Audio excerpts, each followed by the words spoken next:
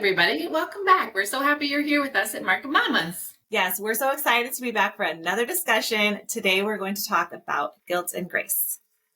Yeah, this is a really big one for us. It's really common that these deep feelings of guilt can surface often when you're working really endlessly to achieve a big dream or goal. It comes up.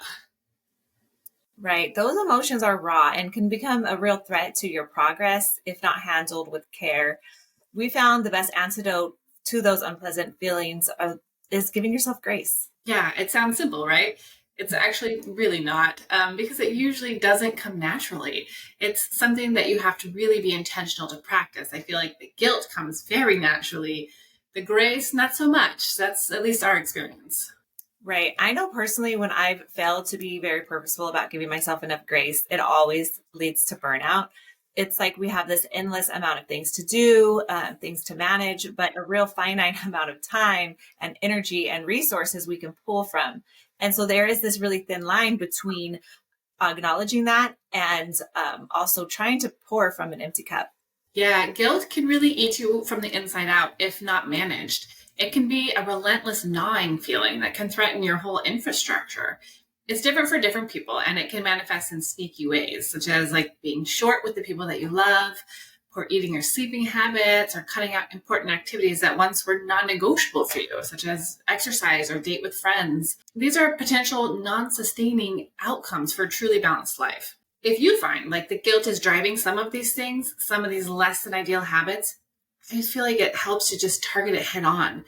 For me, I can relieve some of that guilt, at least, by talking it out with people that are really in my corner.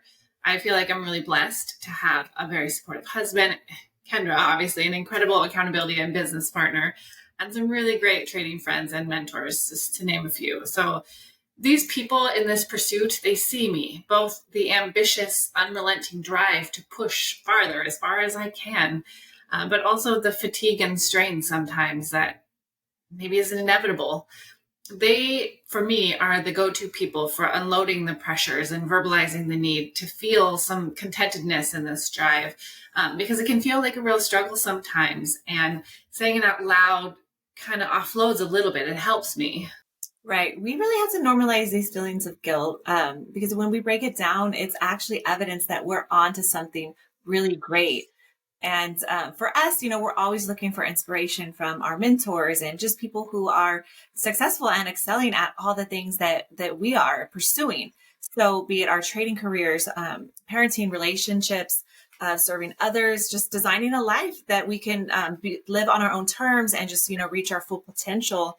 It can be really hard, having these grand aspirations and then still struggling to cover, the small daily things. The basics. So, there is this lengthy period of time you go through when you are trying to create a high performance life, but you just don't actually have all the pieces in place to realize it and actualize it. I feel like we need to normalize and be unapologetic about giving ourselves the grace, especially when you're pursuing something that's challenging and immense, like day trading. You're just one person. And as the saying goes, Rome was not built in a day. Neither will our empires, but they will be built because we just don't intend to quit. So now that that's settled, we have to actively choose each day to not let the guilt over everything drain us. Instead of wishing that we had been able to accomplish more, return more messages, cook more homemade food, volunteer for more extras at the school or what have you. But if I really give everything I have to what I'm doing in a given moment and stay present, then it makes it even more worth that time. Like quality over quantity energy, right? That helps me know that I did my best and it just has to be enough. Like on the days where you think that you could have fell short, that you didn't check everything off your to-do list, well, there's always tomorrow and that has to be fine. Rather, for me, it's better to just call it a day and focus on the pride in what you did nail, because that feels way better and that is realistic to all that we can manage as one human. One human, yes, exactly. And being realistic and cognizant of that fact that we don't have a huge, power team around us. We don't have personal assistants or full-time nannies or housekeepers or a chef, a shopper, a glam squad, managers. Like we are the managers of everything, the doers of all things. There's no staff on our payroll yet.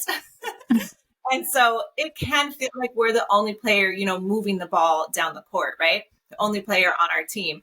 But the guilt is real. And during these early, years of trying to fill all these roles, the idea of not measuring up personally, but then also not giving enough time to these other areas of our life, that's just a really uncomfortable place. So Shonda Rhimes, who is this amazing, powerhouse award-winning, creator and producer. Maybe some of you have heard of Grey's Anatomy. Scandal was my favorite. In her book, The Year of Yes, when she was asked how she does it all, she simply said, I don't. Whenever you see me somewhere succeeding in one area of my life, it most certainly means that I'm failing in another area of my life.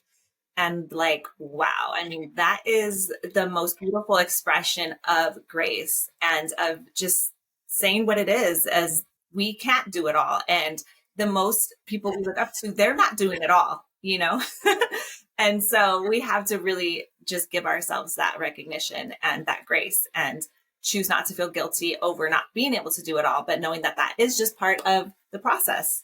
I love that quote from her so much, from a real powerhouse of a woman. So yeah, that's a great one. I think the main point of this whole discussion is how we choose to frame our experience when we're pushing ourselves to be more than the average Joe. One could bathe in the guilt when you are being pulled in so many directions and not always doing everything for everyone, of having to say no to certain things and sacrificing now for a deeper goal. We say, fuck the guilt. I am amazing and I am really doing my best. I'm not going to build an empire in one day, but I will work on it every day until I determine that I have arrived. You have to choose to love yourself through the easy and the hard days, and to choose to dwell in the gratification and strength of the actions that you did. This, to me, is giving yourself grace over guilt. While we're still getting better at this every day, it feels so much healthier and more sustainable than the gloominess of guilt. It was a learning curve to even come this far. And of course, we haven't fully arrived, but it's worth the effort to reframe our experiences like this, because I think we've both felt the awfulness of a day when nothing quite goes right and people are unsatisfied around you, and that can drag you down, or you can just kind of let it be a day and learn the lessons from it and push forward and do better. And that's how we're approaching it. Seriously, that's why this concept of giving ourselves grace is crucial. We have to shift that paradigm when it comes to how we love ourselves. And when we're building, sure, some days we have to like armor up and take souls. Shout out to David Goggins, right? But we also have to give ourselves permission for soul care, to nourish our own souls. And a lot of people use the term self-care, but I really love the term soul care because it's an inside job. Giving yourself grace is, it's something you don't have to go outside of yourself for. There's no need to make an appointment. There's no need to spend money. It's just the recognition of how wonderfully made, how unique, you really are. It's the stuff that no one sees on the outside, that inner peace that can continuously be restored and refreshed. And we have to do that for ourselves. Like, we owe it to ourselves for as hard as we work and as much as we do, to just take out that time away and just, invest in our own worth. Yeah, so well put. We really hope you guys are enjoying the content that we discuss here, because this topic, the things we come at you with, these are the things that Kendra and I talk about just between us on any random day. So we figured let's talk about it. I think this one really hits home, especially with the mama in us, because for me, I have a lot of mom guilt sometimes. Maybe I'm judging myself more harshly than anyone else, but I still want to do everything for my children all the time. I want to meet all of their desires, but it's just not realistic every day. And teaching them by example that you can build and create something amazing with true grit and determination, that's a service to them. For me, that is a critical purpose for me as their parent in shaping their personalities when they are young. To see me working so hard for something that I really want that can elevate everyone in our family and our circle, that's powerful. And so the sacrifices that I might make day to day to fit everything in, I can't wallow in the guilt when I'm doing my best and I'm doing something really amazing and I'm building. because, laundry day is a day late. That's okay. Instead, I want to show them and I want to feel the pride and the hard work that I am doing. That's the example that I'm going to choose to be for them, like purposefully, actively putting forth the effort to choose that in my mind. So hats off to everyone else out there who's doing amazing things, because there is a struggle you have to find your balance with. And so Kendra and I, Market Mamas, we are pushing through the same, and we would definitely love your feedback on this, you guys, because this is a honest, raw one for us. Yes, this episode is very raw and very important to us because, as Becky said, it is a daily struggle. And I think it is for all go-getters who have big dreams and these huge macro goals and a mile list long of things to do, a mile long list of things to do. We have so many stairs to climb, to get to our peaks. And then we have so many valleys that we're continuously trying to claw ourselves out of also. So it can be really daunting if you dwell in the endless work that's always on our plate.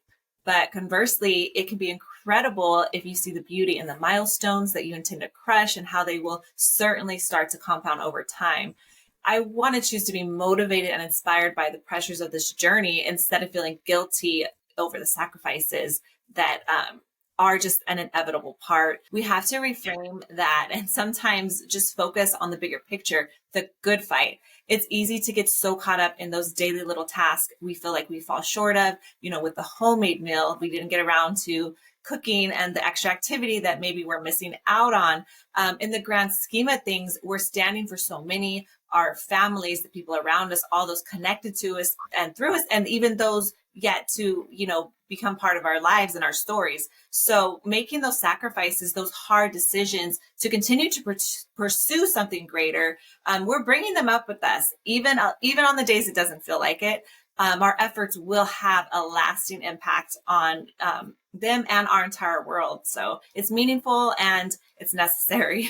Ladies and gentlemen, my partner, the wise Kendra. Well said. Yes, this one is near and dear to our hearts. So thank you guys for being with us, and take care of yourselves and each other. Thanks for being here. So I'm pretty sure this topic is not unique to Becky and I. For any of you who are struggling over guilt, wishing you could do more for your people or for your business goals, we want to hear about it. Drop us a comment below on this very important topic, and let's help each other out. We can use any tips on actively choosing grace over guilt. So we'll definitely be back with more content, and we hope that you'll be back too to join us. So please do us a favor and subscribe, hit notifications, and we'll see you later. Bye.